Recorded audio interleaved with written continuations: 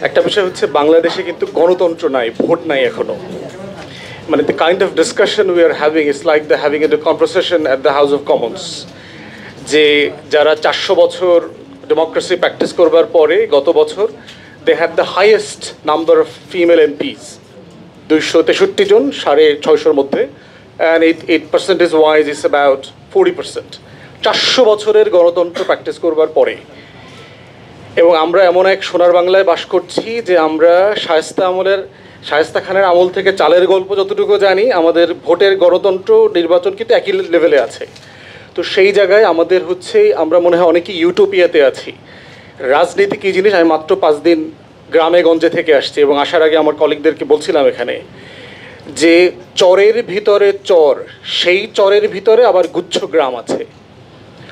কোমর সমান পানিতে নেমে ট্রলারে করে হাঁটু গুজায়া জিন্স ভিজায়া 6 ঘন্টা ভ্যান গাড়ি ঠেলতে ঠেলতে কিছুক্ষণ নামি, আবার কিছুক্ষণ ভ্যান ঠেলি, কিছুক্ষণ গাড়িতে উঠি, আবার ভ্যান ঠেলতে নামি। এই রিয়ালিটিতে মানে পাবলিক এঙ্গেজমেন্ট যে কত জটিল, মানে এই রিয়ালিটিগুলো কিন্তু আমাদের মাথায় রাখতে হবে। আমরা কিন্তু খুবই এসি রুমের কনভারসেশন করছি। It's like all England, you just get on a tube, go to a particular station, 50 people is going to come and welcome you, give a speech, what is your policy on female XYZ। এই বাংলাদেশে আমরা থাকি না, এটা সোনার বাংলা। এই বাংলাদেশের বাস্তবতাটা আমাদেরকে মাথায় রেখে আমরা যদি কথা বলি, তাহলে হচ্ছে রিফর্ম অ্যাচিভ করা যাবে। তা না হলে যেটা হবে, এটা will continue to live in the utopias. এই জন্য হচ্ছে প্র্যাগম্যাটিজম, প্র্যাকটিক্যালিটি এটা জরুরি, যে আসলে কতটুকু আমাদের অর্জন করা যায়। ছেলেদের জন্য দেখেন ওয়াশরুম ইউজ করা, এক জায়গায় ডানে বামে দাঁড়ায় গেলেন আপনি। মসজিদগুলো হচ্ছে সবচেয়ে অ্যাভেলেবল পাবলিক স্পেস। আপনি যদি গ্রামে গঞ্জে যে কোনো জায়গায় যান, সেই মসজিদের অধিকাংশ সময়ে নামাজ পড়ার বাইরের সময়গুলোতে মসজিদ লক করা থাকে, ওয়াশরুম লক করা থাকে। মানে যদি আশেপাশের কোনো বাড়িতে গিয়ে ওই হুজুরকে ডাকা লাগে অথবা খাদেমকে ডাইকা ওই ওয়াশরুমটা ব্যবহার করতে হয়, এবং ওয়াশরুমের অবস্থা হচ্ছে এটা বিয়ন্ড এনি ডেসক্রিপশন। এটার জন্য কোনো বাংলাই নাই এখন পর্যন্ত সেই ওয়াশরুমগুলোকে ডেসক্রাইব করবার জন্য। এটা যারা গ্রামে গঞ্জে গেছেন, সেই মেঠো পথের ওয়াশরুমে গেছেন। এরপরে হচ্ছে আপনাকে ওইখানে একটা ঘটি আছে, ওই ঘটিটা নিয়ে আগে খাল পাড়ে যেতে হবে, ওই খাল থেকে আগে পানি আনতে হবে। ততক্ষণ পর্যন্ত if you can manage to control yourself, then the no harms. এরপরে হচ্ছে ওয়াশরুমে যেতে হবে। ওয়াশরুমে 1 লোটা পানি দিয়ে যদি কাজ না সারে, তাহলে কিন্তু বিপদ আছে আপনার। এই হলো পাবলিক ক্যাম্পেইনের রিয়ালিটিগুলো বলছি আপনাদের। হ্যাঁ, তাহলে প্রশ্ন হচ্ছে যে আমরা এগুলো অ্যাড্রেস করবো না। অফকোর্স এগুলো অ্যাড্রেস করতে হবে, কিন্তু অ্যাচিভেবল গোল ঠিক করা দরকার। যেগুলো গোল ঠিক করা হচ্ছে, সেট করা হচ্ছে, এগুলো অ্যাচিভেবল না। প্র্যাগম্যাটিজম যদি রিফর্মসের মধ্যে না থাকে, তাহলে যেটা হবে যে এই ইউটোপিয়া আপনাকে আরও বেশি ফ্রাস্ট্রেটেড করবে, এবং সেই জায়গা থেকে আমরা বের হয়ে আসতে চাই। দেখেন, আমাদের 2008-এর আরপিওর কথা আসছে, আমাদেরকে বলা হয়েছে যে পলিটিক্যাল কমিটিসগুলোতে দলের 33% মহিলা দিতে হবে। আমরা কত পার্সেন্ট অ্যাচিভ করেছি? Not 10% even. আফটার 17 বছর আমরা এখনও 10% অ্যাচিভ করতে পারিনি। তাহলে ওই যে আপা বারবার বলছিলেন যে আমরা যে রিজার্ভ সিট দিচ্ছি, what is the result of it? এটার ইফেক্টিভনেস কি? এটা তো একটা মেজারমেন্ট থাকতে হবে। অথবা এই যে ফেইল করলাম, এটা ইলেকশন কমিশন রিভিউ করলো কিনা, যে ওয়াই ইট ইজ ফেইলিং, এটার জন্য একটা পিউনিটিভ স্যাংশন দিতে হবে কিনা পার্টিগুলোকে। আবার ভোট নাই, আপনি স্যাংশন দেবেন কোথায়? 2008-এর পরে তার কোনো ভোটও হয়নি, তা আপনি কাকে, কোন দলকে স্যাংশন দেবেন? বাংলাদেশের বড় রাজনৈতিক দলকে স্যাংশন দিবে এইরকম পুরুষ মানুষ ইলেকশন কমিশনে জন্ম হয়েছে নাকি? কাম অন, মানে আপনি চাইতে পারেন, বাট দ্য রিয়ালিটি ইজ, আপনি ওটা চিন্তা করেন না যে বাংলাদেশের অ্যাটর্নি জেনারেল, কোনো ডিসিএসপি ওইখানকার বড় রাজনৈতিক দলকে ডাইকা একটা থ্রেট দিতে পারবে কিনা, পারছে কিনা? নারী কমিশনার এর আগে আপনার দেখেছি। বাস্তবতা হচ্ছে এটা আমাদের দেখা দরকার। এরপর হচ্ছে আমাদের মহিলা মেম্বার আছে, উপজেলাতে মহিলা ভাইস চেয়ারম্যান হয়েছে, জেলা পরিষদে মহিলা সদস্য আছে। Really the women have been empowered? ওই আপার মতো একইভাবে বলতে হবে আমাকে, রিজার্ভ সিটের বদলে কি তারা আসলে এম্পাওয়ার্ড হয়েছে? হয় নাই। রিভিউ করা দরকার যে হয় নাইটা কেন। গোল্ডেন রুল হচ্ছে আপা যেটা বলেছেন, পার্টিজের ভিতরে যদি আমরা পাইপলাইন ক্রিয়েট না করি, the best and the brightest to be in the party committees. Otherwise আপনি কোনো রিফর্ম চাপিয়ে দিলে এটা ওয়ার্ক হবে না। এটা মমতাজ মার্কা, সুবর্ণা মোস্তফা মার্কা লোকই এখানে এমপি হয়ে আসবে। একমাত্র সলিউশন হচ্ছে পলিটিক্যাল পার্টিকে ফোর্স করা, যে আপনি এটা জবাবদিহিতার মধ্যে আনা, কেন হয় নাই, কিভাবে করবেন, কোন প্রসেসে করবেন, ডেডলাইন কোথায়। এই প্রসেসই হচ্ছে আপনার পলিটিক্যাল পার্টিগুলোকে এই জায়গায় আনতে হবে। এর বাইরের কোনো প্রসেস যদি আপনি ওই হরিজন্টালি আপনি ভার্টিক্যালি চাপায়া দেন, আপনি দেখবেন যে সেটা ফাংশনাল হবে না। এরপরে হচ্ছে যে কি করা দরকার, কনক্লুড করতেছি আর কি। দুইটা জিনিস করণীয় হইতে পারে।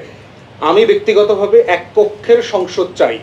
আমি ব্যক্তিগতভাবে মনে করি, আমি যে পার্লামেন্টারি হিস্ট্রি পড়েছি গত 53 বছরে, বাংলাদেশের পার্লামেন্ট এখনো, আপা বারবার বলছে না যে আইন প্রণয়ন করবে এমপি, বাংলাদেশের পার্লামেন্ট 50 জন এমপি তৈরি করতে পারে নাই গত 53 বছরে, এখনো তৈরি করতে পারে নাই।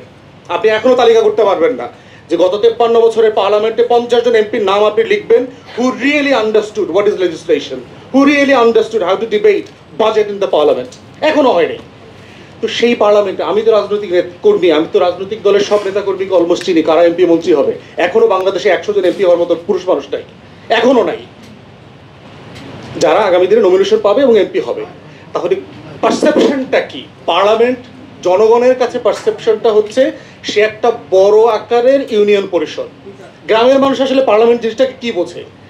যে আমার মেম্বার হইলো আমারে চাইল দেয়, আমার ইউনিয়ন পরিষদের চেয়ারম্যান হইলো আমার মেয়েকে উপবৃত্তির টাকা দেয়, আমার উপজেলা চেয়ারম্যান হইলো 5 কিলোমিটারের রাস্তা করে দিতে পারে, আর আমার সংসদ সদস্য হইলো সে আমার এই রাস্তাটারে বড় কইরা 4 লেন করে দিবে, আর আমার প্রধানমন্ত্রী হইলো পদ্মা সেতু করে দিবে।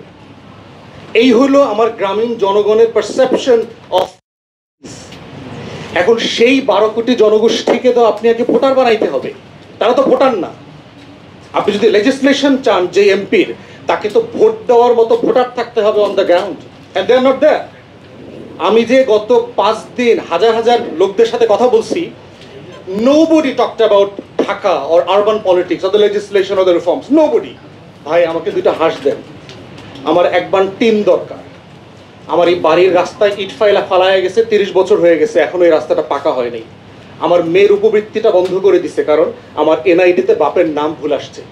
আমার পাসপোর্ট ভিসা হয়ে গেছে কিন্তু এনআইডির সাথে মিলে নাই বলে এয়ারপোর্ট থেকে ফেরত দিছে। আপনি সমাধান করতে পারবেন কিনা? এভরিবডি আপনাকে জিজ্ঞেস করেন যখন এলাকায় যায়। বাংলাদেশে ভোটার নাই। Once you understand and accept the reality, তখন আপনি রিয়েল ইস্যুসগুলো অ্যাড্রেস করতে পারবেন। আপনি যদি একটু আপনাদের পার্টির তরফ থেকে এই প্রস্তাবটা কি হবে আমাদের সেটা পার্টি একটু বলেন, পজিশন 1 থেকে মিনিটে একটু শেয়ার আমরা পার্টি পজিশন থেকে বলেছি যে একটা চেম্বার চাই, সংরক্ষিত আসনটাকে 50 থেকে আমরা 100 করার প্রস্তাব দিয়েছি, শুধু মেয়েদের জন্য না। এখানে যত পিছিয়ে পড়া জনগোষ্ঠী আছে, প্রতিবন্ধী, পাহাড়ি জনগোষ্ঠী, উর্দুভাষী কমিউনিটি, হিন্দু, খ্রিস্টান, বৌদ্ধ, হরিজন, যারা যারা আছে সবাইকে এখানে ইনক্লুড করেন এবং সেটার ফ্রেমওয়ার্কটা আলোচনার ভিত্তিতে তৈরি করেন। when it comes to female representation, যেহেতু অন্য কমিউনিটিকে আমরা এখনো প্রপারলি রিপ্রেজেন্টেশনের সুযোগ দেই নাই, শুধু নারীদের নির্বাচনের আলোচনাটা আসছে। এইটার ব্যাপারে আমার প্রস্তাবনা হচ্ছে দুইটা আমাদের জায়গা থেকে। একটা হচ্ছে দলগুলোকে ফোর্স করা আপাতত 5 to 10% ডাইরেক্ট নমিনেশন দেওয়ার জন্য। আপনি বিয়ন্ড 10% চিন্তাই করতে পারবেন না। ওইখানকার পুরুষ যারা প্রার্থী আছে তারা পিটায়া ওই এমপির এলাকা ছাড়া করে দিবে প্রার্থীকে। Believe me, this is a reality on the ground.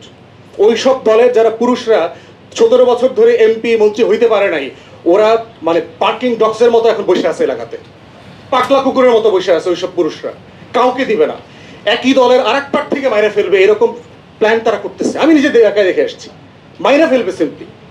সেখানে আপনি একটা মহিলা এমপি দিবেন, ওই এলাকা থেকে তুরির মতো উড়াই দিবে। তো আমাদের একটা প্র্যাগম্যাটিক প্রস্তাবনা হচ্ছে ন্যূনতম ধরেন আমরা 100 আসন থেকে যদি 50 জনকে মেয়েদেরকে দেই, 10% অ্যাটলিস্ট যেন ডাইরেক্ট ইলেকশনে আসে পার্টিগুলোকে, সেটার জন্য চেষ্টা করা। দ্বিতীয় অপশন হচ্ছে এই 10% যদি আপনি ডাইরেক্ট ইলেকশনে দেন মেয়েদেরকে, তার public safety, security, facilities, accessibility, এটার জন্য আরবান সিটগুলোকে নমিনেট করা দরকার বলে আমি বোধ করি। যদি আপনি আরবানে তাকে 20-25টা ডাইরেক্ট ইলেকশনের সিট দেন, এইটা কিভাবে ওয়ার্ক করে, ফাংশন করে, সেটা আমাদের দেখা উচিত। এই ফাংশনালিটি, এই রিয়েলিটিগুলোকে যদি অ্যাড্রেস করে আগান, তাহলে সেখান থেকে কিছু অ্যাচিভ হবে। বাকি যে ইউটোপিয়ান ডিসকাশন আছে, ফর গডস সেক আপনারা কষ্ট পাবেন, কয়দিন পরে হতাশ হবেন। এই তো ডিসেম্বরের নাগাদ তো দেখবেন বাংলাদেশ ইলেকশন পলিটিক্স কোথায় যাচ্ছে। দেখতেছেন না লন্ডনে সবাই দলে দলে দলে দলে ভিড় করছে এখন। This is reality. এরপরে কে পিটাইতে পারবে, কার গুন্ডা আছে। ইলেকশনের ভোটের রেজাল্টের দিন জানেন কি হয়? 200-500 লোক নিয়ে সেন্টার ঘেরাও করে রাখা লাগে, তারপরে কাস্তে আমদানি ঘেরাও করে রাখা লাগে। Returning officer result ballot guinea দিতে হবে। তো দলগুলো মনে করে এটা তো মেয়ের পক্ষে সম্ভব না। দলগুলো তাই রিয়েলি মনে করে তো পুরুষ মানুষ লাগবে, গুন্ডা লাগবে। তো এই বাস্তবতায় আমাদের প্রস্তাবনা দুইটা, যে দয়া করে সবাই দলগুলোকে আমরা বাধ্য করতে পারি কিনা এইবার মিনিমাম 10%, 5 to 10% ডাইরেক্ট নমিনেশন দেন, এবং এই নমিনেশনগুলো শহরে দেন যেখানে ক্যাম্পেইনটা মেয়েরা সেফলি করতে পারবে। আমার এই গ্রামে, আমি আমার এলাকায় দেখেছি পুলিশ কল করলে নদী পার হয়ে যেতে 6 থেকে 8 ঘন্টা লাগবে, এমন এলাকাও আছে। মারামারি হলে আপনাকে সেফটি কিভাবে দেবে? Thank you. Lot of issues. Sorry. Thank you very much. Thank you. আমরা পরে আপনি একটু পরিচয় দিয়ে যদি শুরু করেন।